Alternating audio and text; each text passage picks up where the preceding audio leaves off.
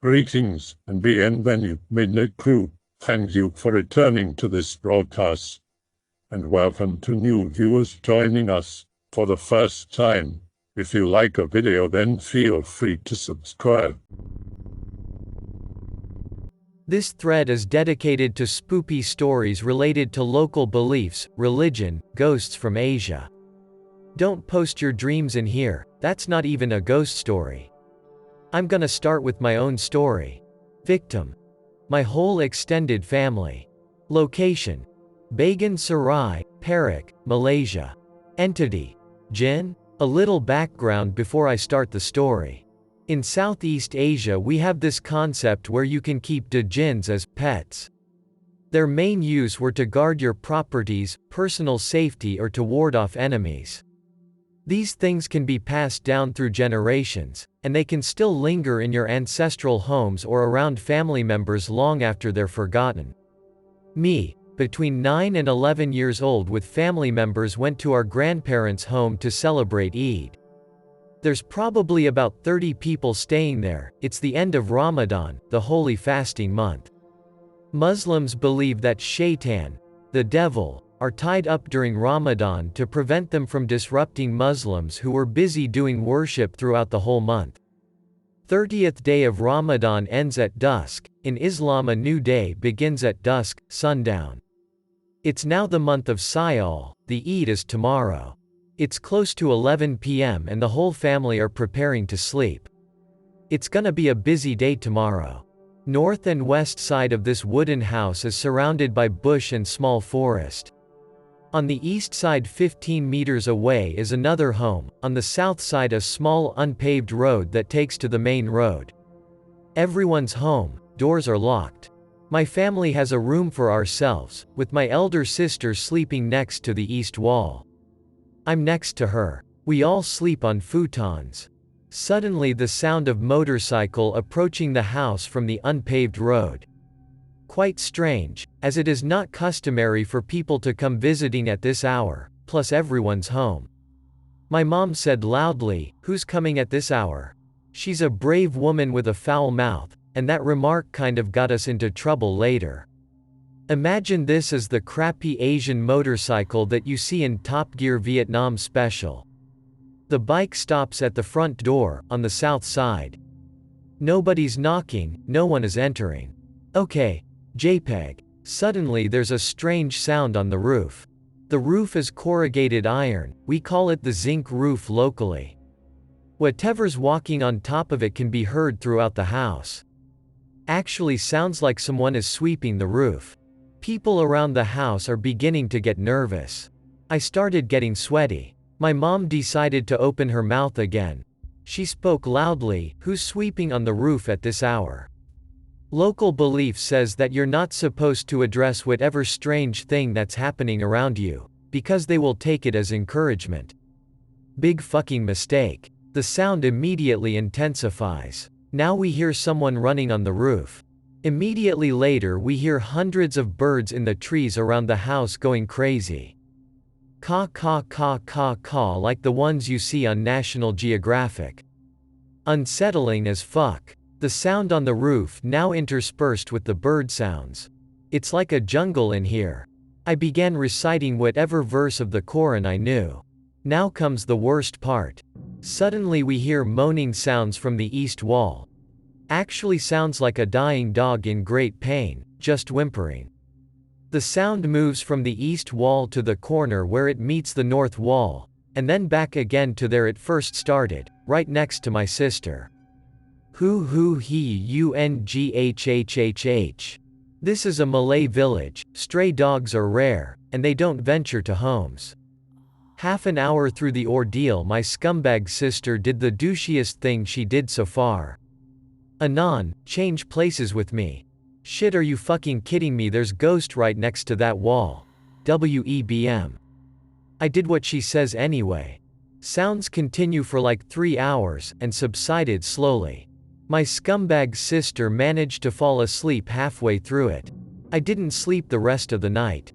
Worst Eid night ever. Whatever those are, I think they're coming back home after a month spent in chains.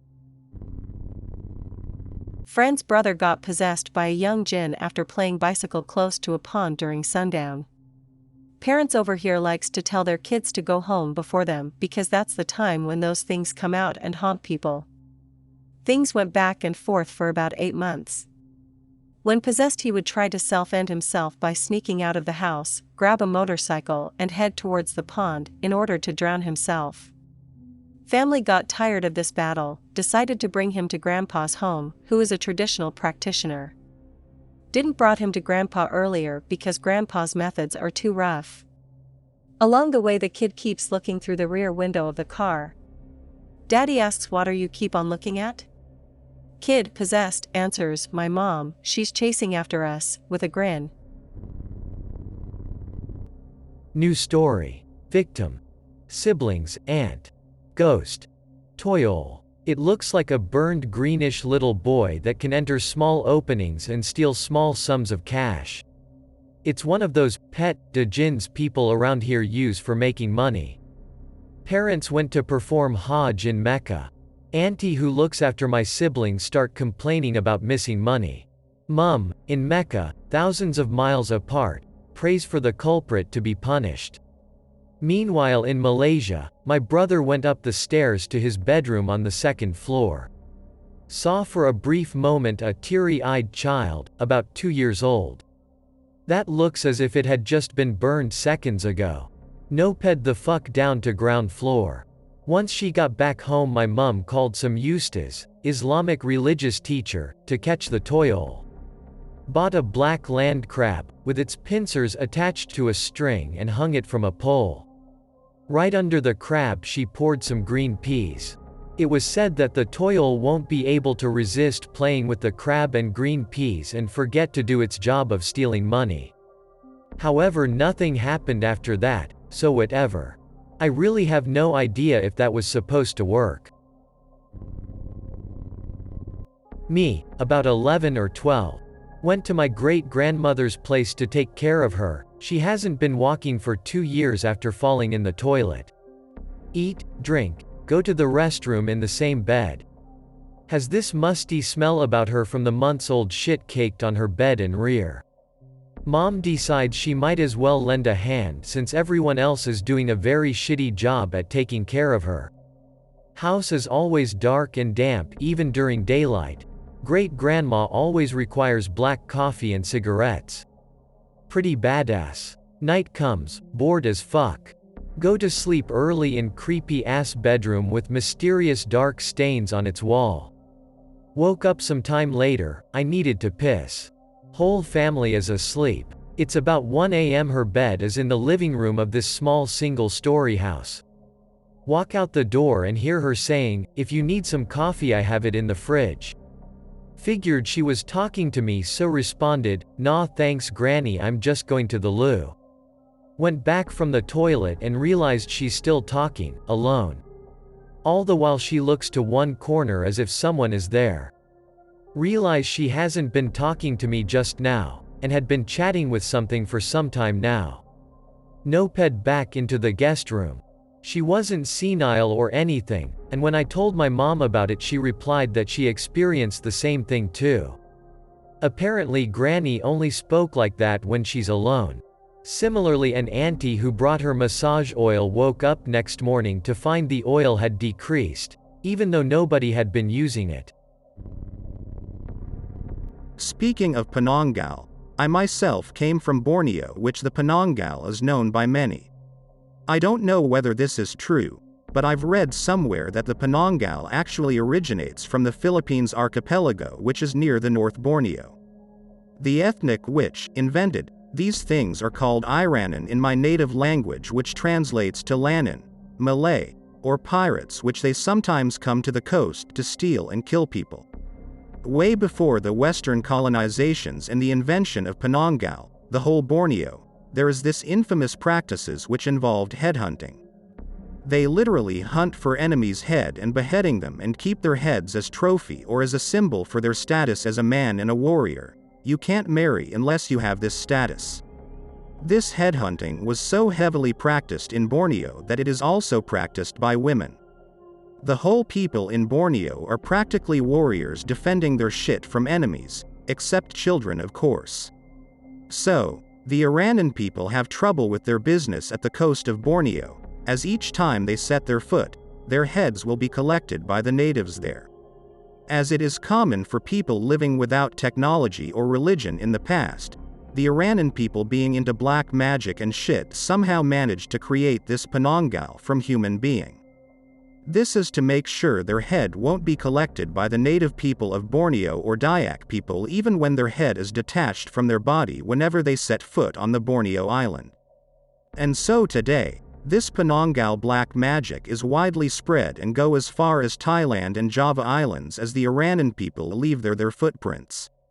We still have this petua, or tips or saying or rules or whatever you call it that never ever eat something that is cooked containing salt from the Iranan peoples or the ones who practices this Penanggal magic house or that's something cooked by using their cookwares or you can also become one of these Penanggal which is a curse.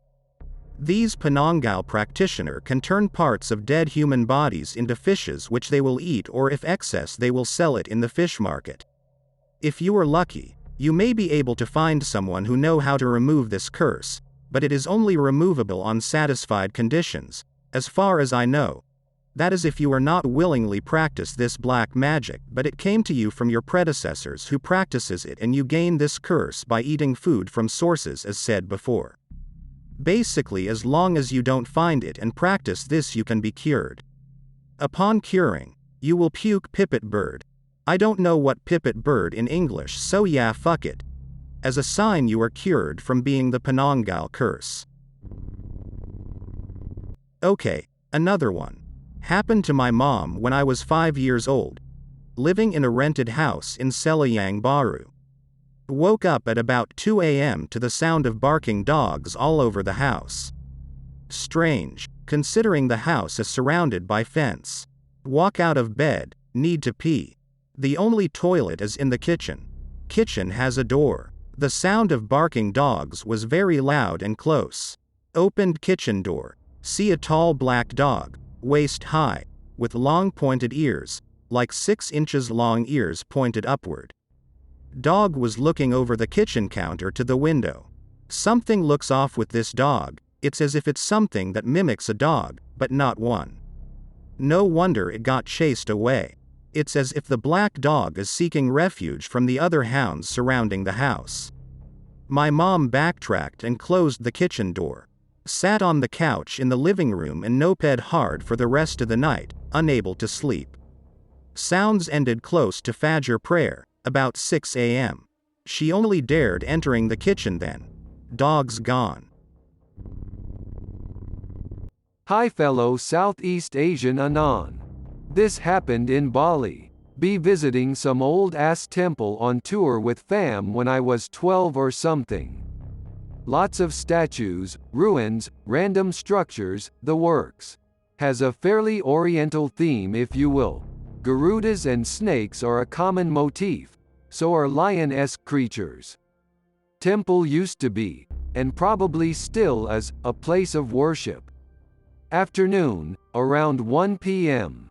Damn it's hot as F, 90% humidity. Do the touristy thing and take family photos. Going around and find a spot. Dad moves into position to take a photo, eyes peering through his camera viewer. Awkward family photo. JPEG. Dad pauses for a bit. Hey guys, move away from that ugly statue. What? There's nothing around us. Move away from that ugly statue guys, it's blocking the view. We just stare for a few seconds. Finally he looks away from his camera to talk to us straight to move away. Pauses. Looks obviously uncomfortable. Where's the statue? So apparently through the whole thing he kept seeing some sort of statue of a deity which blocked us from the camera view. Mentioned something about a lion statue grinning with big-ass canines. Once he looked up and realized it wasn't there, he tried to peer through the camera but he claims it doesn't show. I tried to look through his camera. Nothing either. Could have been dicking around, but that was not like him at all. He could also pinpoint exactly where the statue was positioned. Not spooky but weird, I guess. Also, might as well mention Dad often visits small remote Indonesian villages for mission trips and such. I rarely ask details, but he does tell us often that for some regions you can feel an obvious evil presence. Kind of suffocating and oppressive, really heavy stuff. This usually subsides after several prayer sessions. I'm pretty sure he's dealt with several supernatural occurrences, but I don't think he's too open about those at the moment. Also, I know several people who can see spirits.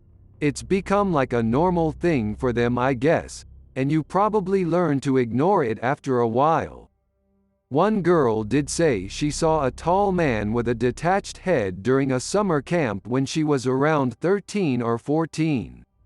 Even weirder because this thing tried to communicate with her, saying he wanted to take her away. From her descriptions, I remember being told he was pale, bald, and clothed in black. Kinda like Voldemort in my mind, but I don't know. Final kicker. The school I used to go to from kindergarten to junior year was built on a cemetery. Serious. Tons of vague spook stories from security guys and cleaning staff. Don't know if they relocated the bodies, but across a river, stream opposite the school there's another cemetery, often frequented by goats.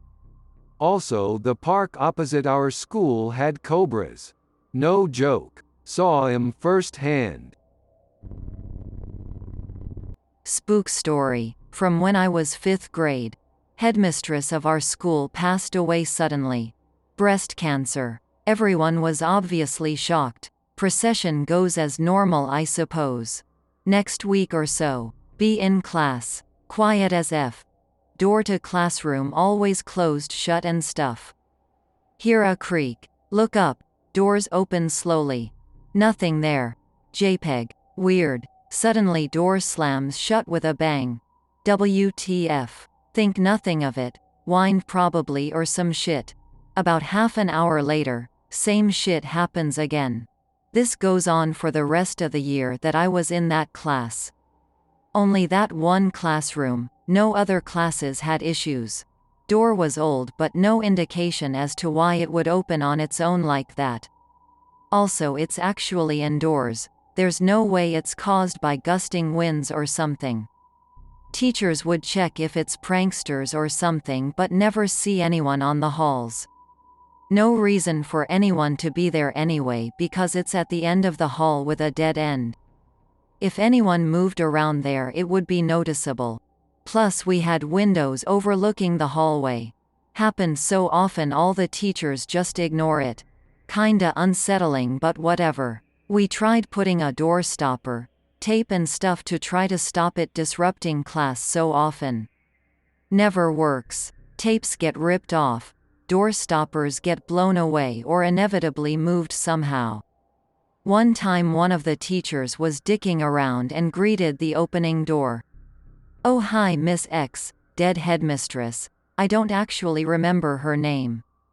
Whole class loses its shit. He laughs it off. Best teacher ever.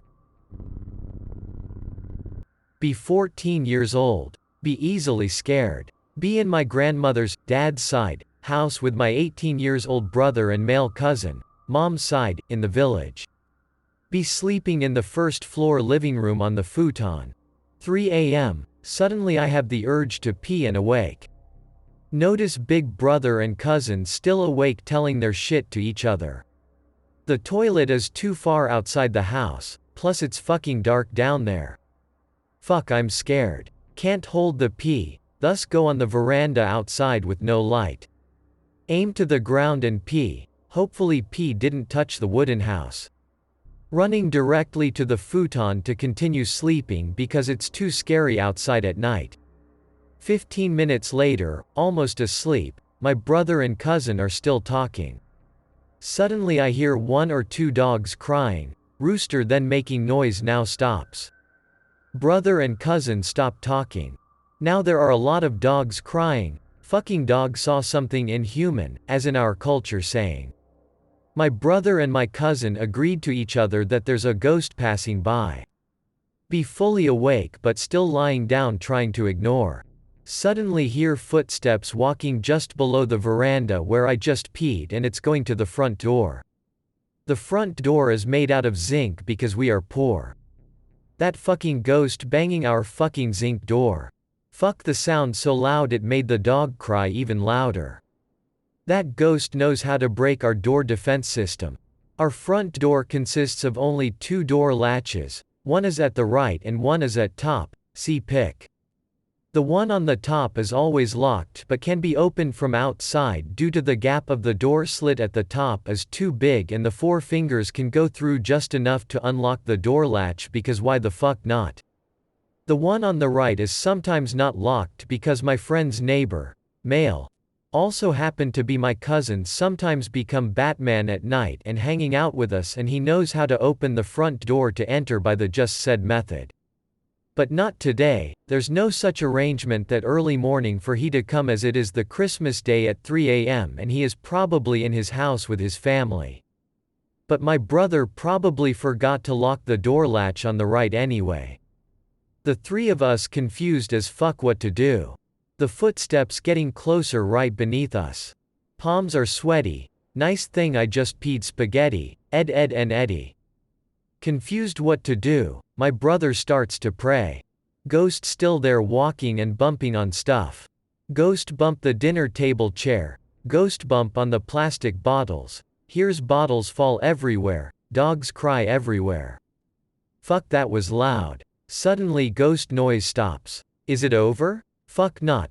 Ghost starts messing with our plates and cookwares in the kitchen. Footsteps getting louder again. Here's the rice cooker's lid being opened. Oh no, you didn't. Ghost starts eating our rice. The chewing noise is clearly heard. You motherfucker. Plate being put on the sink noise. Guess the ghost is full. Still hears the footstep of the ghost below. Good thing he didn't come upstairs. This continue for a while, like 30 minutes. Suddenly step grandpa is out from his room. Same room as my grandma. Going straight to the ground floor. Hear him talking shit with ghost. Oh okay. Now I know my step grandpa can do that. That ghost probably his recently dead friend. That explain how he know how to open the door. Oh well. This go on eventually fall asleep but never heard the ghost going out of the house. Same day but at night, my neighbor's cousin came by. Told him what happened. He casually joked that it was Santa Claus. We don't have that here. Gif. Days go on as nothing have happened. I don't know my brother or my cousin, but I never told or asked anyone on the house about that. Not East Asian. I am German living in the UK, but I have a tale, maybe someone can clear it up for me. Happened about 6 years ago. Me, 15, school trip to Borneo Sabah. £1,500 are somehow afforded by my parents because they love me. Excited as fuck. One of the activities planned is to go up Mount Kota Kinabalu. Please correct me if that's correct. Everything else on the trip is just normal tourist shit. The climb is supposed to take less than 6 hours. We have a fat kid with us, so that's what the guide secretly told a kid that spoke Malay. 2 groups, one go first, then when they come down and go back to the hotel the other gets to go up. I'm part of the first group. I'm surprised by the amount of people here. Nothing strange, but the group slowly starts to separate due to some being fatties, etc. There's these little huts every 200 meters up or so, meaning that our teachers agree to stop at those places so we can all meet up again and we can do head counts. There's about 10 in our group. Every head count the guide counts 2. Friend that speaks Malay is reading his lips. The guy was always counting more than 10, less and less on the way up. Any East Asia friends know what that's about? In 2005 I am visiting new freshman orientation inauguration near Parangtritis. Only visiting, am not acting as a holding committee. I got bored because no new girl caught my interest. I decide to go home. In the way between Parangtritis to Yogya there is a smell of rotten meat following me. I see the thread pic related following me with high speed. It's crazy that kind of thing's just flying 80 to 100 kilometers an hour. I'm scared, really scared, but suddenly I feel mad. I just push my motorcycle to 120 kilometers an hour. I managed to outrun that bastard, lowering my speed again to 70 to 80 kilometers an hour. Suddenly my motorcycle jumped. The bastard just suddenly appeared sleeping in the street and my motor just trampled it. In the mirror I could see the clothed body smeared in blood. I just pushed my motorcycle again until I reached the city. Hey, I went to high school in Japan, and this happened quite a few years back, but I'll never forget how fucking creepy this was. B14. Have big sleepover where we play 360 and drink soda and generally be a bunch of losers. Friend Mike lives in a new, 2-story house on a very old patch of land right in the center of the city. Just me, Mike, 3 friends, and Mike's little bro who's like 10. 4 a.m. or so, everyone's tired, so we're all crashed out on the floor in the living room. Parents aren't home. Hear very light footsteps upstairs. Running stops. Running again. There's sort of that runs alongside the living room, with a foggy glass partition. On one end of the hall is the kitchen, bathroom, and on the other end are the stairs. Small silhouette visible through the glass. Footsteps stop. I turn to Mike. Hey, is your little bro sleeping upstairs? My face when little bro sleeping right next to us. I shake Mike. Yo, who the fuck is that? Mike grabs my hand and tells me to shut the fuck up. Super quiet. Suddenly, footsteps. Upstairs maybe? Quiet. Mike hisses. Look at my walls. Literally a cross in every corner of the living room. Apparently this thing has been happening for a while, and after consulting a local exorcist, medium, whatever, they told Mike's family to put crosses up in every room people would spend time in. He ended up moving out the next year, so I never went back. Still walk by there every now and then and new people are living there. Sometimes I want to ask them about it. I don't know if we were all just overreacting, but I swear to God I heard what I heard. Most ghost stories I've heard will be the usual human freaking out, learning, oh fuck, this is supernatural stuff. I used to live in a boarding school, got loads of stories. Here's one. Usually when it's Thursday night in Malaysia, us Muslim guys would go to the mosque for some Quran recital, usually Surah Al-Yasin. You can Google this. So this means that most of the dormitories will be empty except for a few Indians and a couple of Chinese guys. So, on this one week, my friend was a bit unwell and stayed behind in his room alone, resting well, mostly sleeping. Our beds are simple metal bunk bed and my friend stayed on the upper bed. His bed is moved close to the window since shit is hot here even during the night. Too bad that night he got his whole leg violently pulled out to the window and he can see some hand mark on his leg where he got pulled. He fought and managed to free himself. Shit spooked him and he got out to join his Indian friends. Sure cured him. Between the 70s to the 80s there was a rumor of ghost train and ghost bus in Indonesia. But I don't know the full story of that. The closest one for me is that Bintaro train crash. The incident was caused by the Serpong station master, having permitted KA-225 to leave for Sudamara station without checking the railway condition in Sudamara station. When the diesel hydraulic train, KA-225 Rangkas Bitung Jakarta Kota arrived in Sudamara station at 6:45 p.m. GMT +7, the lanes were all filled with KA-225 in the first lane, KA endorsement in the second lane and a headless freight train. KA-225 was intended to pass KA-220 Patas from Kebayoran to Merak. That meant KA-220 Patas in Kebayoran station got the less priority. The Sudamara station master ordered the KRD 225's engineer to get his train hauled to the first lane. 5 minutes later, Jamhari, Sudamara station officer, was telephoned by Umrihadi, the officer from Kebayoran Lama station, informing that KA-220 Tanah Abang Merak had departed for Sudamara. Jamhari tried in vain to chase KA-225 while flapping the red flag with the train moving at 50 km an hour. Two crowded trains collided on that Monday morning at km plus 18.75. Both were crippled, tumbled and crushed. Both locomotives, BB 303 and BB 306, were heavily damaged. The death toll counted to 156 people with hundreds more wounded.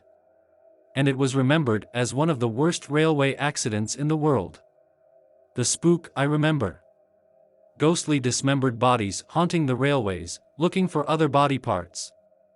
The other thing was the infamous Manggarai train.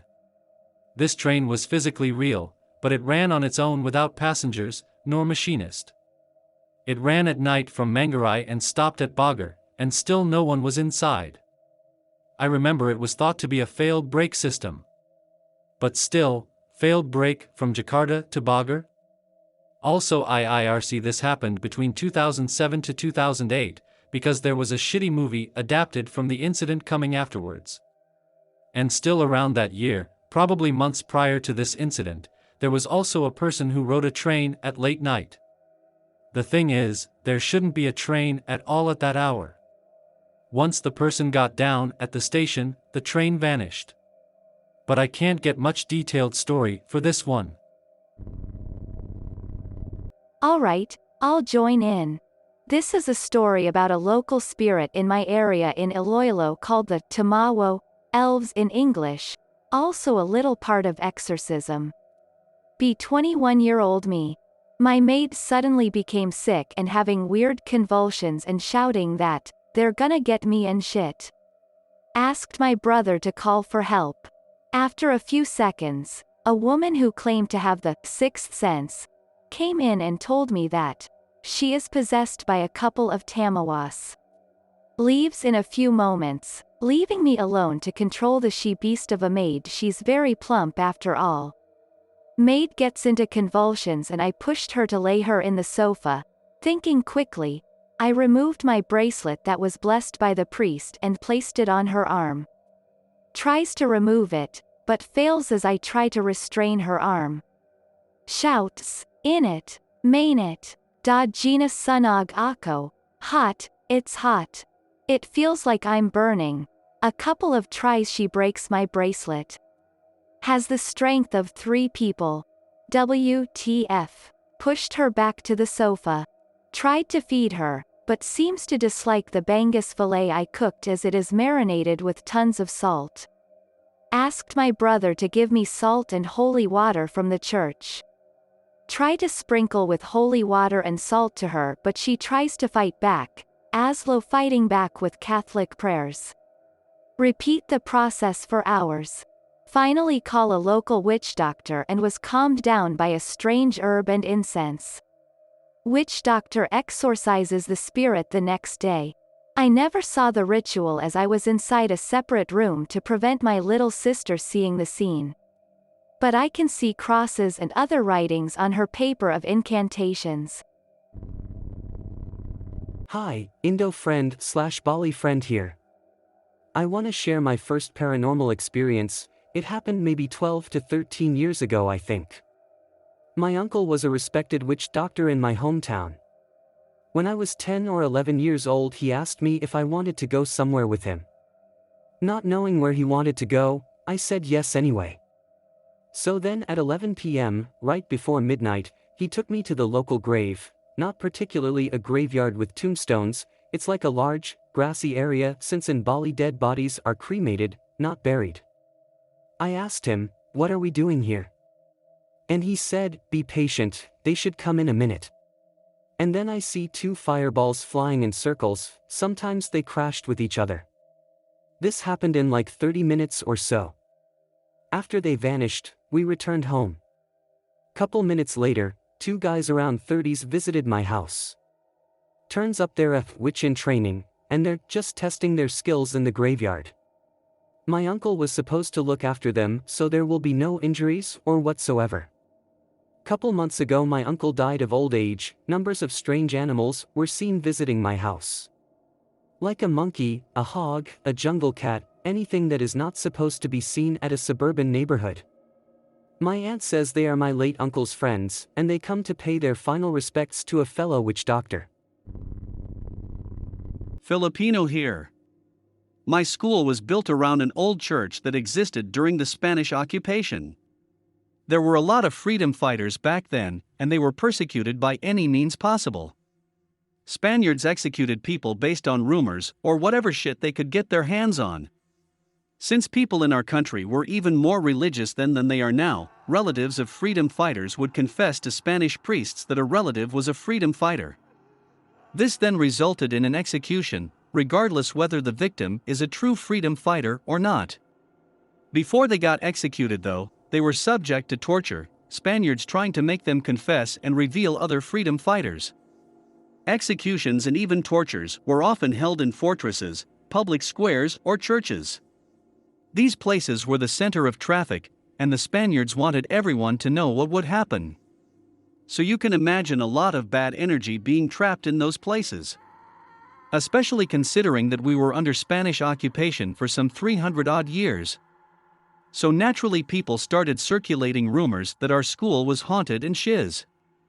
However, the central point in our school, the old chapel, saw recognized as a historic landmark, it was also the place where the existence of the revolution was revealed. So from that point on, one could only imagine how much blood was shed around the area. TLDR. Schools haunted. Built around an old torture/execution site. Historic plaque to prove it. That's all I have of the period, the rest are spoopa stuff I've experienced myself or stories that go around the campus. Anyway, here's one. Be me in college. Be in third floor high school building at 12 midnight. Remember stories of third floor being haunted. Need to go to end of hallway cause it was the closest water fountain. Water fountain across a hallway intersection. Left path leads to stairwell, right path leads to comfort room bathroom. Dead ahead is a huge window right where the water fountain is. See full moon perfectly framed by window, nice moon.jpg. Was right in the middle of the long hallway when suddenly silhouette of a woman in long gown head from stairwell to the comfort room. Nope.jpg. Decided to be a man and run to the comfort room to see if someone was fucking with me. Check all stalls, under faucet etc. Nothing. Proceed to drink water because I was thirsty as fuck.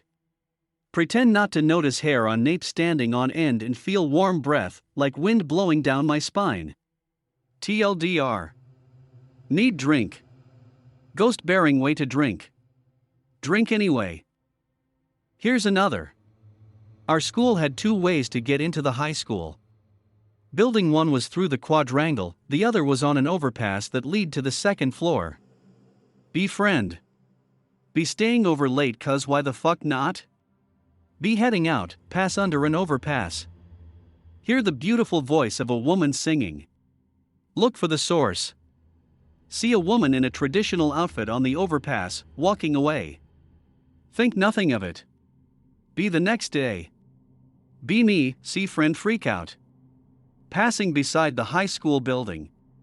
Listen to friends tell story. Friend points to mural on the side of the building and claims it was the woman he saw. Mural was of a woman in her early 30s, high school. The building was named after her. People say she donated big bucks to help start the school. From that day on I started staying in school late to catch a glimpse or listen to the song of this woman. No luck. I did however experience something else, but that's a story for another day. It's midnight here and I have work early in the morning. I hope that you enjoyed tonight's broadcast. If you enjoyed tonight's story, then please subscribe to the channel as more green texts will appear daily. A new broadcast will appear when the clock strikes midnight Central Time.